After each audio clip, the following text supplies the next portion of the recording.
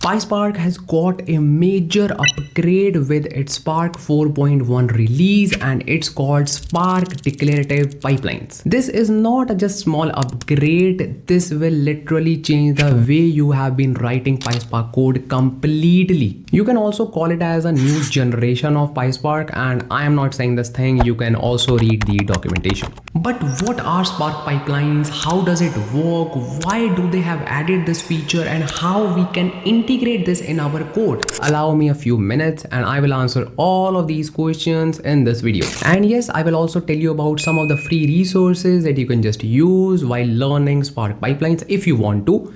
So let's get started. First of all, why Spark pipelines? So we all have been writing PySpark code in a procedural way, right? We write our code step by step. We just perform data transformations, and not just this, we have to write a lot of code to optimize the performance, to handle errors, and so many other optimization techniques that you would have learned in PySpark. Makes sense, but this is very time consuming because you have to write the same boilerplate code again and again. And it can also make our code difficult to read and maintain because there is no structure to it. But now, what if I tell you that you just need to write a few lines of code which will tell that what transformations you need to perform and how you wanna see your end result. That's it. And Spark will handle everything for you. Sounds too good to be true, right?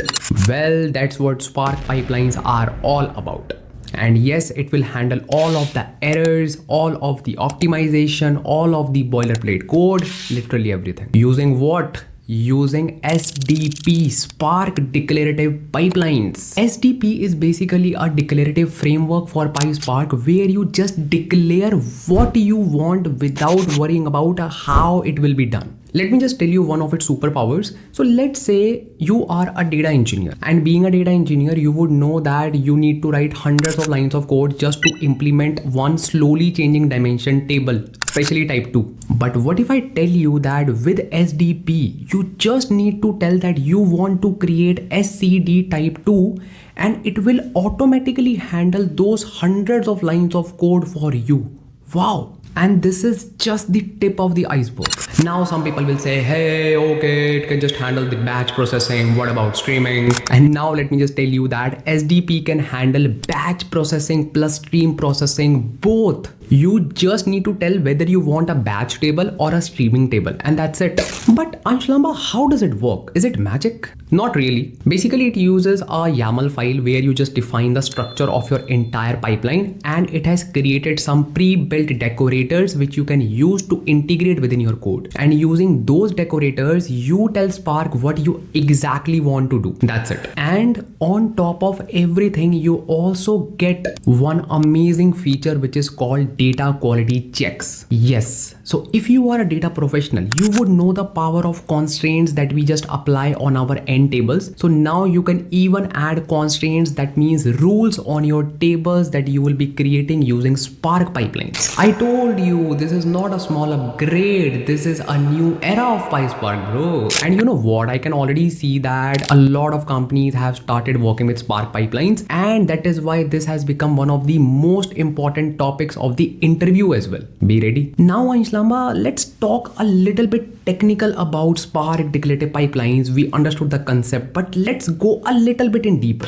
So let me just give you a quick 1 to 2 minutes technical overview of it. So the core components of Spark pipelines are these 4: flows, datasets, pipeline, and pipeline project. Flows are basically the building blocks of your pipeline where you define your source, your transformations, and what type of output you want, and that's it. Then here comes the datasets. In the dataset, you just simply define what kind of dataset you want to create. It can be a streaming table, it can be a temporary view, it can be a batch table as well.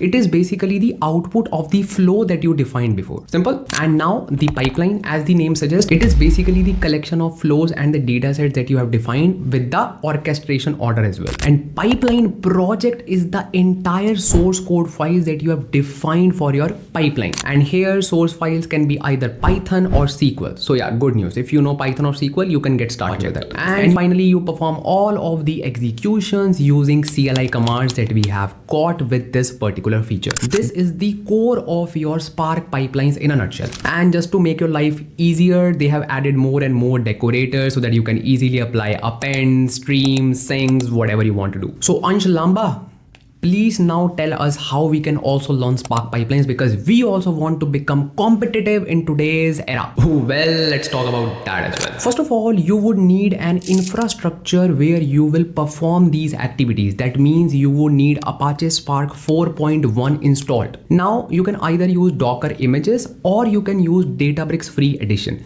If you would take my advice, I would simply say go with Databricks free edition because it is already set for you. You do not need to download any cluster and anything. So after you have your infrastructure, now you do not need to pay to anyone. Yes, let me just tell you the best resource to learn SDP. Simply go to the official documentation. It is very well written. And you know what? They have also added amazing tutorials with examples as well.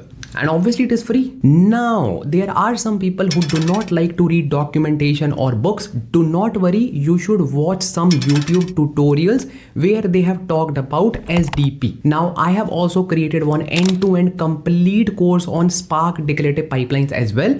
But you can watch any tutorial because what matters to me is that you understand the concept and you have the skills. So now I just want to show you a very quick 2 minutes demo of SDP so that you can immediately get started with it and you do not hit any roadblock. So let me just show you what is the requirement. So I have created one catalog called SDP, and within that I have one raw schema, and within that I have this bookings table. This is my source table. Let's say I just want to use this table and I want to build a streaming table on top of it, and let's say I just want to perform some transformations as well. So I'll simply go to jobs and pipelines, and here click on create and click on ETL pipeline. This will actually open one code editor which is specifically built for your SDP. So this is that editor, and first thing first, I can quickly rename it. Let's say simple pipeline. So this is my Python file, and here I can just write my code. So let's say I just want to perform this kind of stuff. So this is my code, and here what I want to do, I simply first of all want to import the pipelines from PySpark, and I'm simply reading this data using materialized view because I want to create a batch table. Simple. And then I just want to perform a simple transformation which is adding a column of current timestamp, and that is it. Now, if I just want to run this pipeline, I can just run it directly, but I can also perform dry run, and I can also change the pipeline name. Let's say simple pipeline, because the parent pipeline name will also be changed. So let's say dry run. So what is the benefit of dry run? Dry run will actually allow you to see your output before actually running the original pipeline. So let's see what is the output of it. So this is the output, and it has rendered the graph as well. You can just click on pipeline graph, and this is my DAG because I just have one task. So that is why there's one task. Now I can click on run pipeline to actually run my pipeline, and it will ask me where I want to create my streaming table. So this is my destination location. I will simply say SDP and schema. Let's create a new schema for our destination. Let's say ENR, which stands for on rest. Simply say create and run pipeline. Now this pipeline will actually be running, and you can also see the status. Click on jobs and pipelines and go down and click on this pipeline. So this pipeline will actually render everything, and this will take a minute or two, and that's it. And meanwhile this pipeline is running, I can also show you one very important thing that we discussed, which is YAML file. So when we use Databricks UI, we actually do not need to worry about YAML, because when you click on these three dots, you will see this entire YAML automatically. And I hope it is very, very simple. So you are not writing any YAML from scratch because you are just using Databricks UI. Okay. So I can see that my pipeline is completed, and I have just ingested 1000 records as well. And I can simply go here, and let's say I just want to check my table. So if I just go here in the, okay, let me just refresh. And SDP, and this is my schema ENR, which is created, and this is my table get data. So this is actually a batch table that we created. So let's say I just want to go and edit my pipeline, and if I just want to create, let's say, a new table, which is, let's say, this time a streaming table. So how we can just do that, click on edit, and this will open the same code editor. And instead of writing materialized view, I can simply say table. And this time I will provide a new table name as well. Let's say bookings stream. And one more change, I would need to say df dot read stream, because this is a streaming table. Simple. And now I can click on run pipeline for one more time, and this will now run this pipeline, but this time it will build the streaming table for me. As you can see the progress, and let's see if we are able to create the streaming table. So this pipeline is running, and this is completed as well. And if I just go to my catalog, I should see one streaming table as well.